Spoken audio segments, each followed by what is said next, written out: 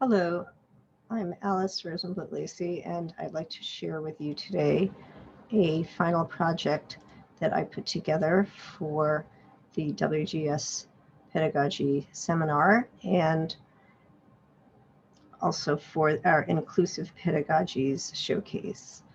So this is for the English Department ENG 101, ENA 101 course, and my course has a final unit which prepares students to write a comparison contrast essay as their final exam. This unit already is contained the poem by Mirikitani called Breaking Tradition, the essay by Issa and Al-Marayati, An Identity Reduced to a Burka, and the essay by King, Three Ways of Meeting Oppression. So what I've added to reflect the WGS pedagogy as a result of my participation in the seminar is a transition from the poem by Mirikitani to King's essay through consideration of two WGS-related videos, The Urgency of Intersectionality by Kimberlé Crenshaw and Sa I Gu by Ishle Yi Park. At the end of my fall 2020 class, we viewed the video by Park to examine possibilities of nonviolent resistance and of building a coalition of difference as people of various races unite to protest against current issues of police brutality targeting women of color, and also to protest racism and sexism in general in America, evidenced in the support of many races to build a coalition of difference in Black Lives Matter.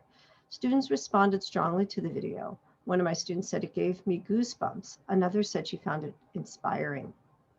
Then we had a class discussion about the Black Lives Matter movement and its roots in earlier civil rights movements in the United States, and three options for confronting oppression that King outlines in his essay: acquiescence, violence, and nonviolent resistance.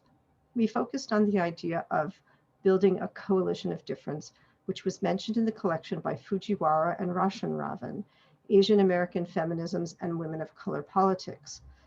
And this expands on the notion of Afro-Asian solidarities and also on the intersectionalities in the experiences of women of color, of racism and sexism, a la Crenshaw. Afterward, students had a choice to answer one of three essay questions on their final exam. One of the questions was to give three possible ways that any of the women mentioned in Mirikitani's poem, or any of the women in the essay by Issa and Al-Marayati, could have reacted to the oppression they encounter as Asian women or Muslim women. Each way of reacting could illustrate a different way of dealing with oppression. An oppression in the poem or the essay can be seen as the intersection of racism, sexism, and/or religious prejudice. And the different ways of dealing are the ways that King described in his essay, Three Ways of Meeting Oppression. Which of these three reactions do you suppose King would have recommended as the best choice, and why? When I teach ENG 102 in the future, I would also implement a sample lesson plan to compare and contrast poems by Asian American women and poems by other women of color to further explore the concept of coalition of difference, as well as intersectionality of racism and sexism. All of these WGS-related materials are applicable not only to the required comp classes in the English department, but also to English department lit electives, and I've listed some of the lit electives here. Particularly with English 101, the course description mentions that students will write essays in a variety of formats, responding to culturally diverse materials. So here is a way of achieving that goal. And the learning outcomes of the English 101 course mention that students will write, read, and listen critically and analytically. So in this activity, the students do listen to the videos critically and think critically about the intersectionality of racism and sexism. Afterwards, they continue to read critically and analyze the texts of Mirikitani, Issa and Al-Marayati, and Martin Luther King. This culminates in writing critically about the topic in a comparison contrast essay for the course's final exam. There's also the core competency of inquiry and problem solving that this addresses by framing the issues, gathering evidence, analyzing, and then drawing conclusions. The students frame the issue of intersectionality of race and gender for women of color and how they face both racism and sexism, especially in light of the Crenshaw video. They gather evidence by learning about the examples given in the Crenshaw video of violence against Black women in America to think about the intersection of racism and sexism. They will also think about the poem by Mirikitani, the essay by Issa and Al-Marayati about how Asian women have had experiences with race and gender-based oppression. They analyze these experiences to find common elements in the similarities and differences in the experiences of Black women and Asian women in a comparison-contrast essay, and they draw conclusions about the coalition of difference that can emerge as they recognize some similarities of these women's experiences despite the differences.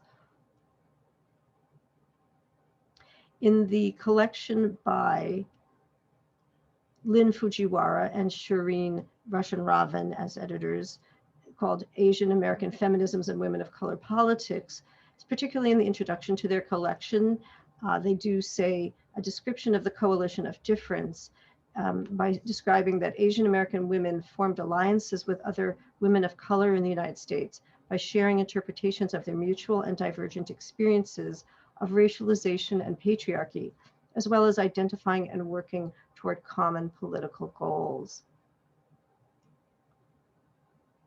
And I'd like to wind down by sharing the video clip from Ishle Yi Park's performance poem. She's a Korean American performance poet who was also chosen as the 3rd Queen's Poet Laureate.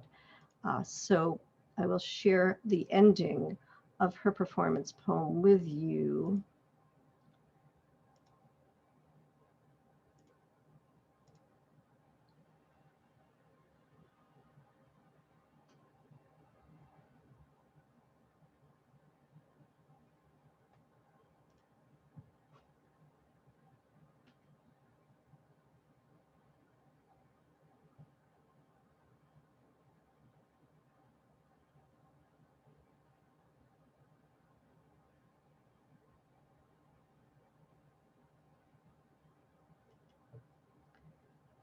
So I love how she concludes her poem by saying, "We shall overcome someday." And that brings us back to Martin Luther King. And I'd like to conclude with just a short quote from his essay, 3 Ways of Meeting Oppression, where he states that by nonviolent resistance, the Negro can also enlist all men of goodwill in his struggle for equality. The problem is not a purely racial one, with Negroes set against whites. In the end, it is not a struggle between people at all, but a tension between justice and injustice. Nonviolent resistance is not aimed against oppressors, but against oppression. Under its banner, consciences, not racial groups, are enlisted. Thank you.